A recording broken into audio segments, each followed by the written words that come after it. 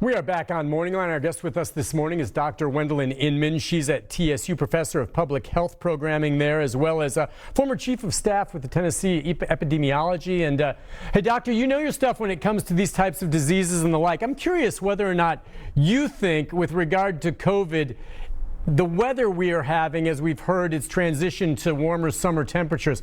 Do you think, at least as we sit right now, that's having any effect at all on the virus? I'm just curious your thoughts on that.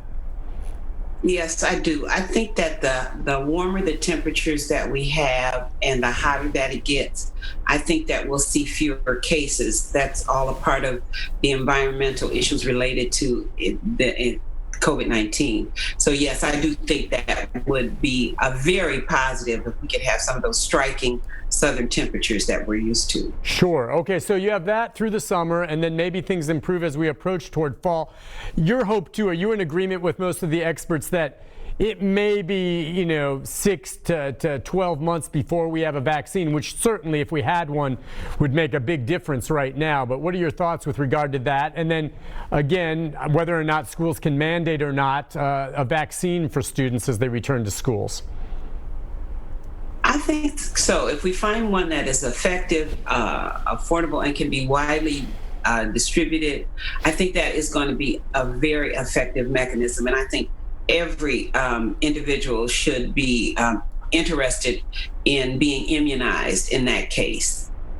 And everyone that's immunized will help someone else. And that's what we cannot forget, is that everything that we do, we're helping ourselves, our families, our loved ones, and even our communities. I'm so proud when I go to the store or someplace in public and I see someone in a face mask. I know they're not just protecting themselves, they're protecting someone else. No, that's exactly right. Wearing a mask isn't so much for you, it's for others to keep the spread. And I frankly wish I saw more people doing it, to be honest with you, doctor, because there's an awful lot of people running around without masks right now. And that's, I think, one reason why we're seeing a significant increase in Metro right now. I mean, that's happening. And it could be for a lot of reasons.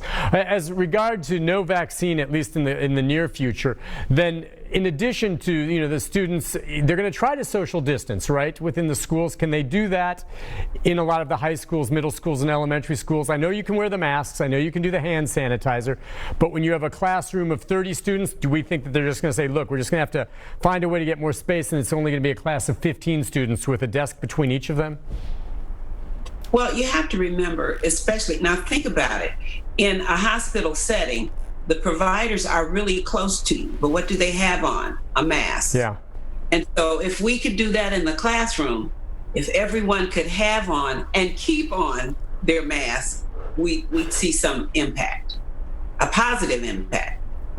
So wearing masks, and then in addition to that, will the sanitation crews within the schools, aside from whether or not, let's just say no one's tested positive, but on a daily basis, do you anticipate they'll have to do more of a cleansing than they've done in the past? They certainly will have to do more. It doesn't have to be as extreme as in a hospital setting, but it certainly has to be more. And we do have to be sure that we have the supplies we need to.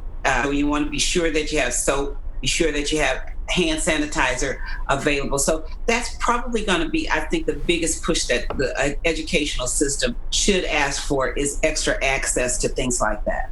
And we know some young people, certainly, and they usually make it into the news, get sick, and sadly some of them have died. But in general, what is your take with regard to COVID? We all know who's at most risk, all right? But with regard to, say, grade school students and the potential exposure, how great a threat is it to them all the way up through the college age, depending on these young kids that we hope in general are healthy?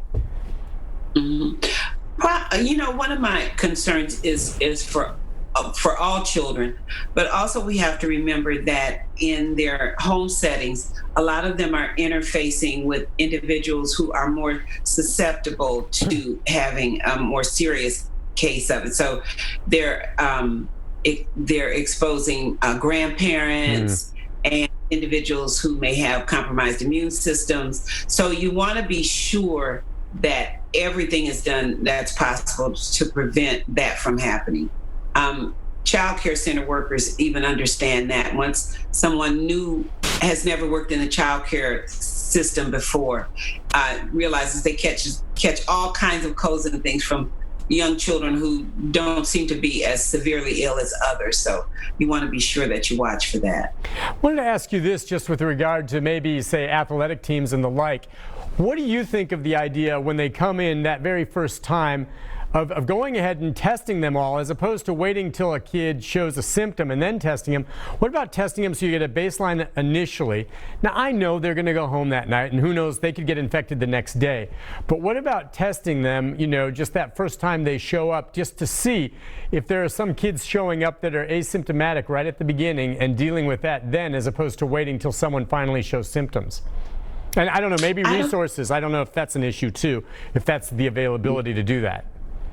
Testing is very, very important, and I think that is. I think it's okay to do that, but you have to remember with testing, you have to have everything else. You have to have the things in place to support if somebody tests positive and doesn't have any symptoms. So you want to identify those cases, but you also want to be sure that you have the resources that you need. So, and understand that a case. Someone who is not a case today may be a case tomorrow. And can you explain this? So you have to monitor. No, and you're absolutely right. What would be ideal, wouldn't it, if they came up with a cheap, effective, and accurate test that can be done with a result back in 5 minutes? If we had something like that, that would be great. That would solve a lot of the problems, wouldn't it? And I guess we're nowhere close to that. I don't know what the fastest result back you can get for an accurate test right now. Do you? I don't know what it is either, but I think that would be a wonderful thing to have. Yeah, to have some type of test along that line where they can get it back quickly, but that's not on the horizon right now. Go ahead. We have so many illnesses that have the same symptoms. Yeah. Have you ever had hay fever? Sure. Okay. You feel like you have the flu. Okay. Yeah. Now, that's an excellent point. With regard to, if you can, just again, folks who are asymptomatic, and there was some confusing, data that was released by WHO a couple of days ago, just with regard to whether, they're contagious or not. One, if you are someone who has it and you're asymptomatic, that means you have COVID, but there's no symptoms. And why is it in some people they have no symptoms and maybe will never have a symptom but be carriers, and others can get it and it could kill them? Is that just a genetic thing? That is the human existence. Just like some people can have hay fever and some people can be exposed to the same amount of pollen and not have anything. The pollen doesn't affect them in that way. So we do know that it may not be genetics. It could be environmental. It could be a lot of things. But we do know that there are individuals who are carriers who have no symptoms. So that's why your face mask is very important.